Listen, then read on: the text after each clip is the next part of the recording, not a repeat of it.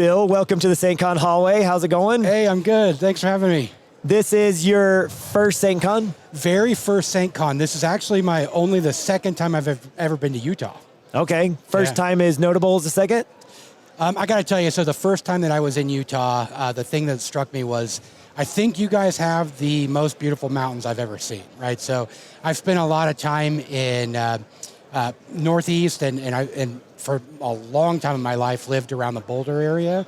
And there's just something about the mountains here. I see them, they're just beautiful. Take that, Colorado. We're hearing it from Bill. We got the best mountains. That's right. You have a handle. Yep, it's Heaven Sent. Heaven Sent. Was this earned, self-given, other?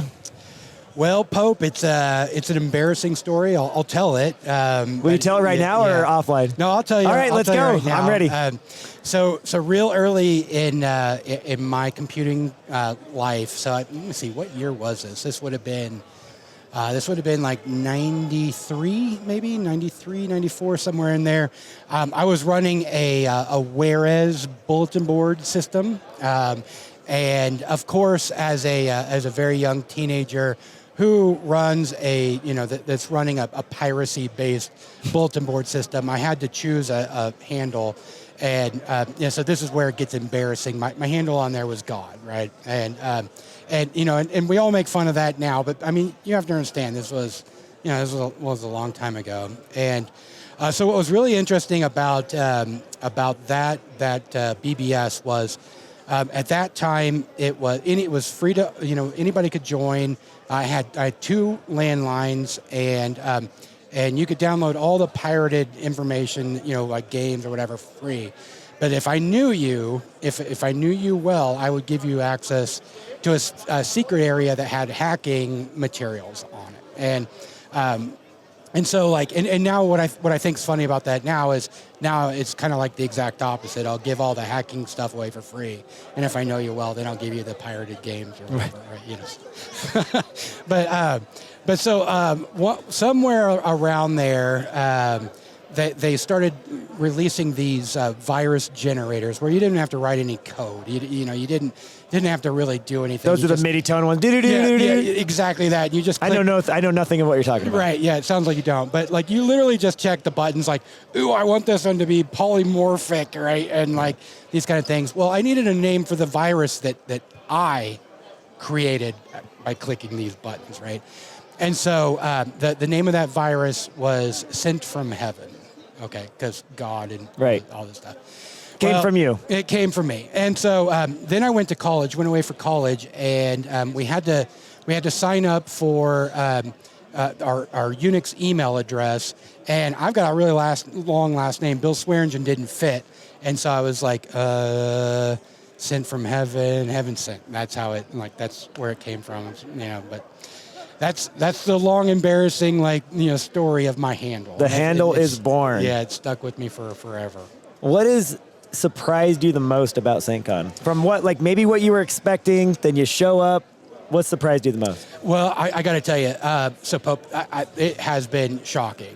This con, I've already told you this in person, but this conference really blew me away. And before I'm gonna answer that, I'm gonna just tell you kind of how I feel about cons in general. So I've been going to DEF CON for, I can't remember, I think, so my first DEF CON was 13, and I've never missed one. So do the math, whatever that ends up being. And DEF CON really early, really was my place. So real early, I liked the counterculture aspect of it. I liked the way that you could meet people and meet like-minded people, and there. It was almost like a middle finger to corporations and everything. And over time, don't get me wrong, I still love DEF CON and everything, but it's become much more corporate and a lot more rules and everything. And so I like the more smaller cons. And so I've been going to ShmooCon and those kind of conferences. And the thing that I like about those is there's enough people there that you'll run into the people that you want to meet. But there's also there's small enough people that you can actually spend some time with the people that you want to hang out with. And so when I walked into SAINTCON this year, Pope, you guys are like, you're in the sweet spot. Like the things that surprised me, it's a lot bigger than I thought it was. A lot bigger. Like I expected it to be like one of those, I don't want to put anybody down, but just, like one of those real small, almost like a SecKC type thing, just a small little, couple hundred people or whatever. There's people everywhere. And then when I came in here into this, the trade show floor, floor one. Oh my gosh, it's just like everybody. So what's different about this is there are vendors here and there, but mostly it's people hacking on things and building things and teaching each other. It's unbelievable. It's wonderful. I love it. It's great. That's what blew me away. This trade floor. This right here, all the people doing their own unique things. Yeah. How many people did you think you had in your talk? Just barely. So it looked like it was pretty full. I don't know what the max in there, but I'd say a couple hundred people. Yeah, you had a few hundred people in there. Yeah. Standing room in the back. There might have been a few seats here or there, but that room was packed. Yeah, it was great, man. Like I love it. It was good. Awesome. What is your favorite hack? Maybe it's your bag of tricks. Maybe it's a previous one that got you really excited. What's one that just stands out as like, this is one of my favorite hacks? That I did or someone else? Either way. Well, so honestly, I think, so one of the favorite ones that I've done, and, I've talked about this before, but I don't remember exactly what year this was. This probably would have been in the 2001, 2002 time frame. We created a MERT, so it was a trigger for the preemptive. It triggered preemptive triggers on stoplights. So if you just turned it on, all the street lights would turn from red to green. Me and my buddy, you've met him, Serbo. We would drive around Kansas City, just flipping lights to green. And I actually got some press on that one, and got picked up by Wired. And if you happen to read that article, it's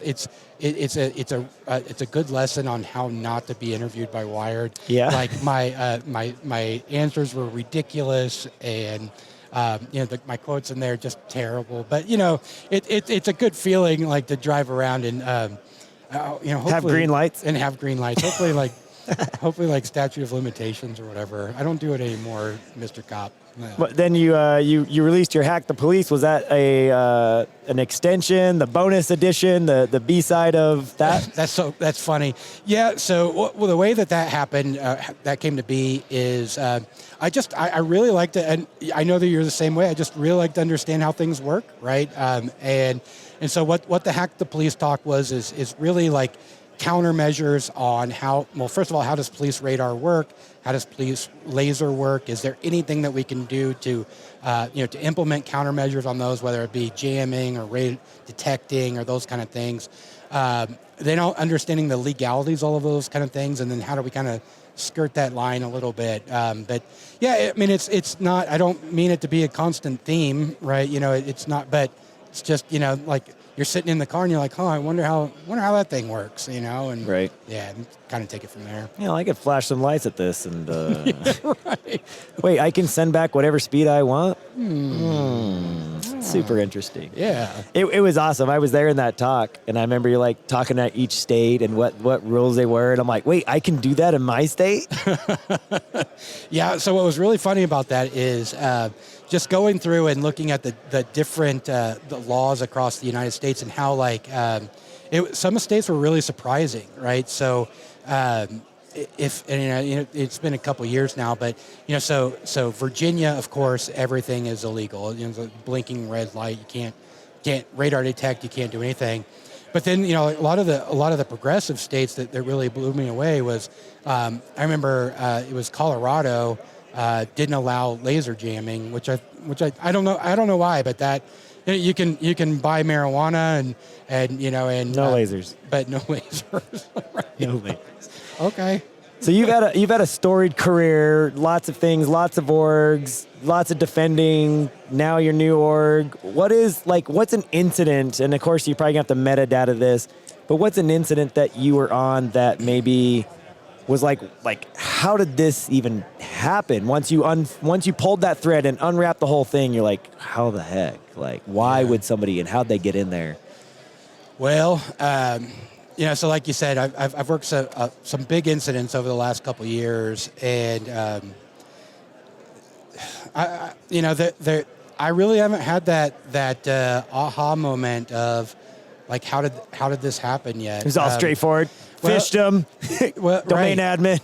That you got it, man. Like, and so it's kind of one of those things, and I say this a lot, but I only meet people on their worst day. They're having a bad day, and that's when they get to meet me. But another thing I always tell everybody is, like, we've all got those skeletons. We all know it, and we've all got that technical debt. We know it, and then occasionally we get caught with it. But there hasn't.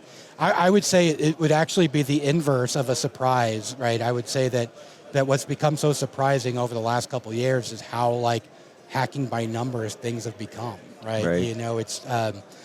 It's they're just persistent threats. There's no more advanced. Right.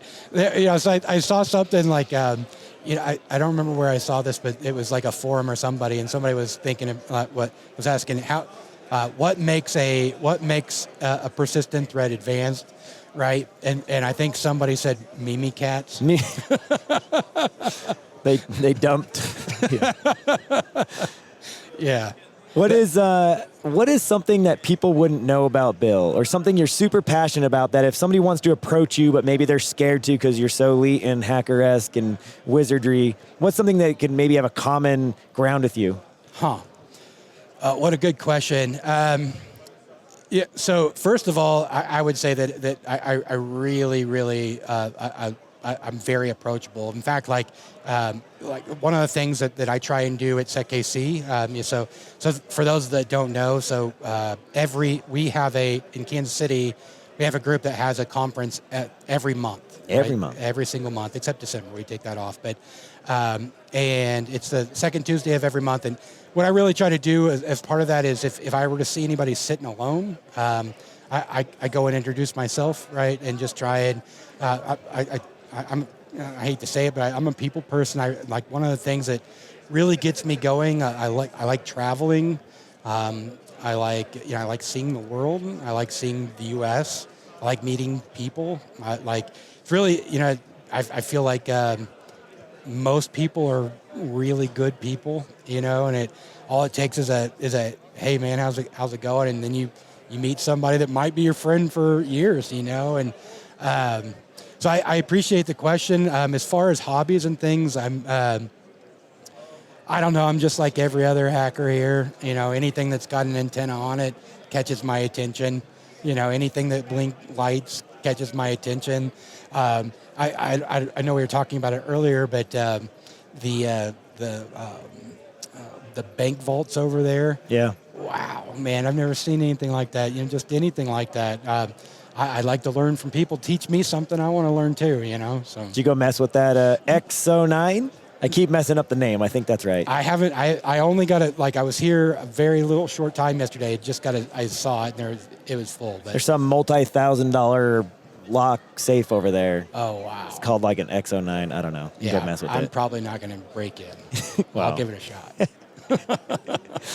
All right, so you like to travel. You've been to lots of places. What would be like that one you're like, everybody should go there? Man, I have it just like that. I was very, very fortunate to spend some time in Poland right before the war kind of broke out in Ukraine. I was in Warsaw, and that was so. My whole life, Pope. My whole life, I've never want to go to the same place twice because I'm missing out on somewhere else I could go, right? And I would go back to Warsaw in a heartbeat. Wow. I don't. Have you ever been there? I've not. Oh my gosh! But now I'm thinking I want to, based on what you're saying. So and you've probably been to. Was that the winter, the summer? What time of year? I was there right before everything happened. It was this year. It was I think it was February, March, something like that. Okay. But so it was the perfect mix. Like Warsaw was the perfect mix of like Eastern European, Like you could see that, like you could just see that this town has been through some stuff. Right. You know what I mean? Like History. It's history, and so it was the perfect mix of like really old, like Soviet era buildings mixed with brand new European style. The people there were beautiful. Just everybody's just beautiful. You know what I mean? And just easygoing, and I don't know. It was. I don't know. There was just something about it that like I'm gonna be back there. You know, so I don't know. I mean, like, what about you? What's like? I know I'm not supposed to interview you, but like, do you have any of those places? Like, what's your one place in the world? Yeah, the 3 places where I can let my shoulders down and I feel relaxed off the top of my head is Santa Barbara, California, Vancouver, Canada, Okay. and Munich. Okay. So I've never been to Canada. I've been all over the world. I've never been to Canada. Go check out Whistler. Whistler. It's right above Vancouver. Okay. It's a ski resort. Beautiful. Ocean on this side, glaciers on this side. It's amazing. So Vancouver is right above Seattle? Yeah. Okay, cool. Yeah. Yeah. All right, yeah. Yeah. Take a little hop from Seattle to Vancouver, 40 minutes or something. Awesome. Deal. Okay. But I am looking for the other places in the world that are also like that. Well, that I've never been to. yeah. Have you done the Caribbean? I have not. Yeah. I need to do that. St. Martin. Japan. Yeah. I want to do Japan. Yeah. Brazil. I have a few that I want to go. Where do you want to go to? So Japan's number 1 on my list. Mine too. When are we going? Well, so I was in Let's Japan. get out of here. What are we doing? I know. What are we doing? So I've only been in Japan once. I've never been.